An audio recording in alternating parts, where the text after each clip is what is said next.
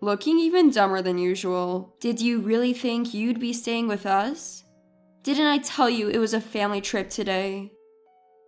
I had been looking forward to this family trip amidst all the harassment. I had driven for hours thinking staying in a famous hotel would be worth it. But when we arrived, there were only reservations for my in-laws and my husband, not for me. My mother-in-law coldly told me I was no longer needed and should leave. There I was, left alone in the grand lobby, feeling utterly miserable. My name is Rolla. An only child, I lost my father in an accident when I was young, and was raised by my mother single-handedly. Now 31, I am married and live away from home. I met my husband Jack, who was the same age as me at work, and we got married. Back when we were dating, I admired Jack for having strong opinions. I found his decisiveness reassuring. However, after we got married, this very trait began to be a source of my suffering. Growing up, it was just my mother and me helping each other out. This upbringing made me, if anything, a person who's good at listening and accommodating others. I tend to avoid inconveniencing others or causing conflicts, almost subconsciously.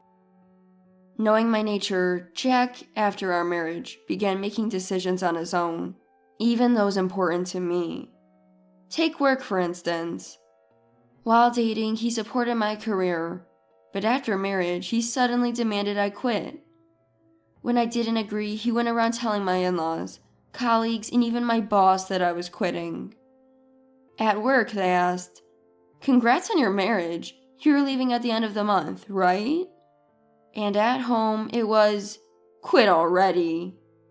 So I tearfully gave up my job. Furthermore, one day Jack suddenly decided we were going to move in with his parents. He announced this out of the blue, saying we had to vacate our current apartment this month and start packing immediately. Naturally, I was dissatisfied with Jack's impulsive decisions, but my fear of confrontation prevented me from protesting strongly.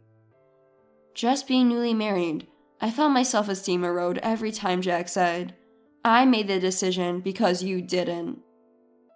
After moving in, even my in-laws began to oppress me. I found myself living in a world full of adversaries, following their orders like a puppet.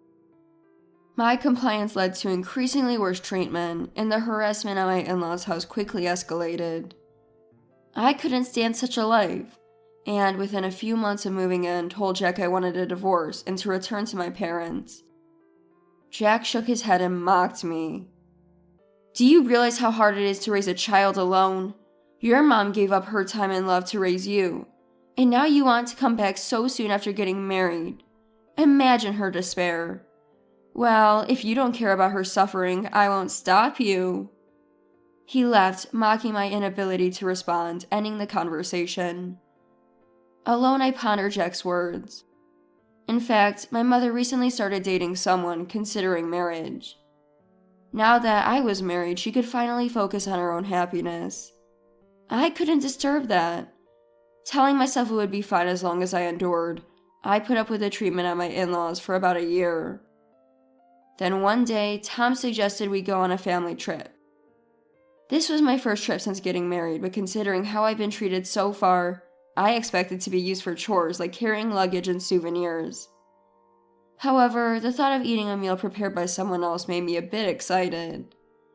At my in-laws, I was always left behind to look after the house while the three of them dined out. And maybe I could enjoy a long, warm bath at the hotel. As I listened to the three of them excitedly discussing which hotel to choose, I did my chores with a small glimmer of hope in my heart. On the day of the trip, I was naturally assigned to be the driver.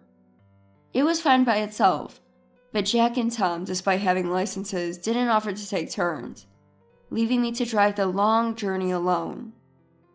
Our breaks on the way there were rushed to fit their schedule, and by the time we arrived at the hotel, I was exhausted, barely managing to pull Mary's large suitcase inside. The hotel, being a luxurious one, shone with its beautiful interior and soft lighting. I took a deep breath, soothed by the elegant fragrance enveloping the lobby, looking forward to the extraordinary time I was about to spend, Having held the steering wheel for hours, my eyes were tired, and my back and legs ached considerably. I wanted to quickly get to my room and stretch out without anyone watching, but I knew these people would probably drag me out for sightseeing, disregarding my exhaustion, just using me as a porter. I sighed quietly, careful not to be noticed by Mary, who was busy taking photos of the paintings and flowers in the lobby. As I waited for Mary, who was happily snapping pictures here and there, Jack, apparently done with checking, called her over with a gesture. Tom, standing next to Jack and proud of his hotel choice, was smiling in a way I had never seen before. I hurried over to them, pulling Mary's suitcase, thinking it would be nice if the three of them stayed in a good mood during the trip. When I reached the counter, Mary took the suitcase, saying, "That's enough." What followed next was unbelievable. "You can go back now, but be here around 10 a.m. the day after tomorrow." Excuse me? Confused, I stared back at Mary. Then she burst out laughing. Looking even dumber than usual. "Did you really think you'd be staying with us? Didn't I tell you it was a family trip today?" As I stood there, unable to articulate my confusion, Tom and Jack, who had started walking a few steps ahead, turned back. Jack smirked nastily while Tom tilted his head mockingly and opened his mouth. "Come on, a lowly woman raised by a single mother surely doesn't think she'd stay in such a luxurious hotel with us, right? You should be grateful just for being allowed into the lobby. A first-class hotel indeed has a big heart." Tom clapped his hands, clearly pleased. From the corner of my eye, I saw other guests and staff watching us, and I looked down in embarrassment. Seeing this, Jack laughed through his nose, saying it was useless to cry. "We're a family of 3, so it's only natural we booked for 3, right? You're an adult. If you wanted to stay, you should have booked your own room. Though I doubt such a famous hotel would have any vacancies now." After ridiculing me to their heart's content, they said, "We'll call you when we're ready to leave, so wait nearby and be ready to pick us up," and left for their room. Once they were out of sight, I felt my strength drain away, and I slumped into a nearby chair. Even the luggage, which was only a third of Mary's, felt incredibly heavy. I sighed deeply, as if expelling all the negative emotions within me, and stood up to leave the place. A staff member who saw me getting up came over at a brisk pace and kindly offered me to rest in a sofa space tucked away in the back of the lobby. After resting for a while, I went to thank the staff member, who then relayed Tom's words to me. Apparently, Tom had said that I would pay. But having seen our earlier interaction, the staff member hesitantly suggested that I discuss it again with the staying guests, and combine it with the checkout payment as part of the hotel service. After driving alone for several hours, I finally returned home, and suddenly found myself overwhelmed with tears. I cried, not knowing if it was out of sadness or frustration, for being told face to face that I wasn't part of the family, and for being belittled for being raised in a single-parent household. I don't know how long I cried, but after a while I realized something important. I was all alone now. Lonely, but free from people who would criticize my upbringing or hit me for being slow at chores. No matter what I did or didn't do, there was no one to say anything. It was a refreshing feeling. If I was forced to quit my job, I could just start a new one. If I didn't want to live with my family or husband, I could just leave. If I didn't want to trouble my mother, I could live on my own. Feeling suddenly empowered, I blocked Mary's number, refusing to run away anymore, and hastily began packing to leave the house. 3 days later, it was the day my in-laws were supposed to check out of the hotel. Even after the time they were supposed to contact me had passed, no one called my mobile phone. This was because I had blocked not only Mary, but also my husband and Tom. Every now and then I found myself glancing at my phone, but the thought of not having to hear their voices brought a sense of relief. However, I started receiving calls from an unknown number. Curious about the repeated calls, I checked and found out that the number belonged to the police station, overseeing the area where the hotel was located. Wondering why the police would call me, I answered and learned that my in-laws had gotten lost in the mountains and were now under their protection. They wanted me to come and pick them up. It seems that the three of them, unable to contact me due to my call block, had to pay their own hotel bill. However, with no car to pick them up, they were left without a way to return home.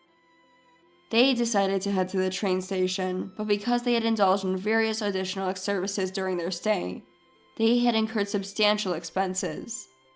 To save on taxi fare, they decided to walk to the nearest town. However, they took a shortcut and ended up getting completely lost in the mountains. Luckily, they were in a place with cell signal and were quickly rescued, but they were furious, blaming me for abandoning them, as the police officer informed me with a wry smile.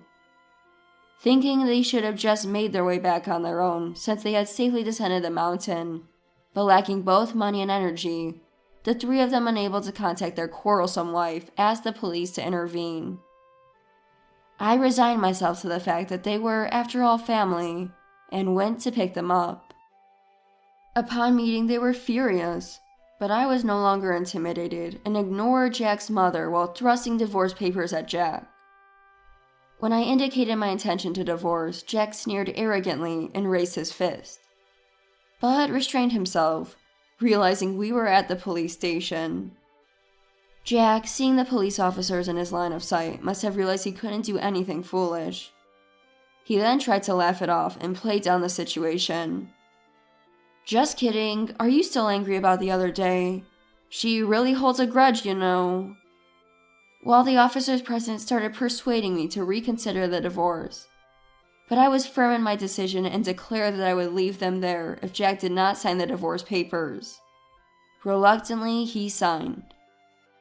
As we left the police station, I found myself surrounded by Jack and the others. "How dare you, as his wife? Not only did you not come to pick us up, but you also didn't pay for the hotel. Who do you think provided you with a life of food, clothing, and shelter?" Mary, fuming, demanded I put her suitcase in the car. I used to shrink under the accusations, but now I knew I didn't have to. "You just signed the divorce papers, right? So we're strangers now. I have no obligation to help you," I said firmly. Jack lunged at me in anger, but my mother intervened. When I left home, I hadn't told her why I needed to stay for one night, but she became concerned because of my many belongings, and I ended up telling her everything. My mother scolded me for not speaking up sooner, cried with happiness that I had returned, and commended my endurance and courage for choosing divorce. The in-laws, surprised by my mother's presence, openly questioned why she was there. My mother boldly replied that she came to see the people who had made her daughter suffer. But Jack and his family looked down on my mother as they had on me, only laughing mockingly. They even began demanding compensation from me. "You left us in a remote hotel knowing we'd be in trouble. The worst part is on you. We were humiliated and suffered losses, so we'll demand proper compensation. I thought you might be a woman of low character to be abandoned by your husband, but now I see it's because of your attitude. It's your mother's fault for raising you this way. You both are responsible and will pay," Mary said, directly insulting my mother. Furious at Mary for directly insulting my mother, I was about to step towards her. But my mother held me back by the shoulder and responded to Mary with a smile. "You should remember that my husband died, but I suppose someone who expects their daughter to pick them up after such behavior wouldn't remember. Sorry, I misunderstood you. My husband passed away in a traffic accident." My mother replied with a low voice I had never heard before. Startled by my mother's assertiveness and realizing they were being mocked, Jack's face turned red with anger and he almost attacked her. Then a man rushed over to the tense scene. This man was my mother's new husband, my new father, whom she had married last month. Without paying any attention to Jack and the others, he calmly said, "Now that she's divorced, she's a stranger to you, so let's go home," and urged my mother and me to get into the car. His appearance agitated the in-laws, especially Jack, who was stunned and in disbelief. It made sense, as Jack knew my mother's new husband. He was the manager of a company that placed large orders with Jack's workplace every month. Jack, as the contact person, visited his company twice a month, so they had met several times a year. "So you are my daughter's husband," he said, clearly recognizing Jack as an enemy to his daughter. Jack, realizing he was recognized, laughed it off and started apologizing to my mother, but my father ignored him. He smiled only at my mother and me, urging us to get into the car before quickly driving away. On the way home, my father spoke to my mother. "That was unpleasant, wasn't it? He apologized to us, but not to our daughter," he said. I realized then that Jack hadn't even said sorry to me. Since then, Jack has been contacting me repeatedly, begging for reconciliation and apologizing. Apparently, my father's company had stopped doing business with Jack's company. Blamed for losing an important client and isolated at work, Jack was at risk of having to resign. He insisted it was all my fault and that I should apologize and mediate a renewal of the business relationship. But my father had never mentioned the business deal, not from the beginning to the end. He had not stopped the deal because of the issues between me and my in-laws. Jack blames me, but he had brought this result upon himself. When Jack visited my father's company to apologize, he begged the contact person to call my father to the scene, and then apologized there. Jack, under the misconception that I had influenced my father to stop the business dealings, desperately pleaded with my father's company's contact person and other employees, begging them not to end the trade. Furthermore, after returning to work, Jack repeatedly made phone calls and visits during work hours, and eventually waited for my father's return home to keep apologizing. Of course, to my father's company, it was unclear why they were being apologized to, and it was troublesome. Jack's actions became known among his superiors. Eventually, Jack was removed from his assignment by his boss for his excessive behavior. This was the result of his thinking that I had caused the trade stoppage, and not considering others' inconvenience and his self-preservation. I ignored all of Jack's reconciliation attempts and chose an appropriate moment to change my mobile phone number. This allowed me to completely cut off any contact with Jack, who had persistently tried to reach me by changing his address and number. After spending some time at my parents' house, I moved into an apartment nearby to avoid disturbing my newlywed parents and started a new life. Once everything was settled, I demanded compensation through a lawyer for Jack's violent behavior and unfair treatment, right when Jack had left his job. Desiring to sever ties quickly, I demanded a lump sum payment, which led Jack to use his recently received severance pay as compensation, resulting in him leading a meager life without a job or severance money. His parents, who were always extravagant with money and had decided to live with their son in the hopes of being supported by him, had almost no savings. Thus, the three adults found themselves in a difficult situation. Later, I heard from a former colleague that the business dealings had resumed, and Jack, believing the damage was now nullified, demanded to be reinstated at his company. Jack is likely to continue living a difficult life for some time. On the other hand, having been freed from my in-laws, I started a job through my father's introduction. The new workplace is a subsidiary of the company where my father works, and a position had just become available due to someone's retirement last month. However, as a new employee, I am desperately trying to remember the names and faces of my colleagues and superiors, and there's a lot about the job that I don't understand yet. Despite the increased busyness, being treated as an individual has made my life feel very fulfilling. I hope to continue at this pace, forget about Jack and his family, and move on with my new life.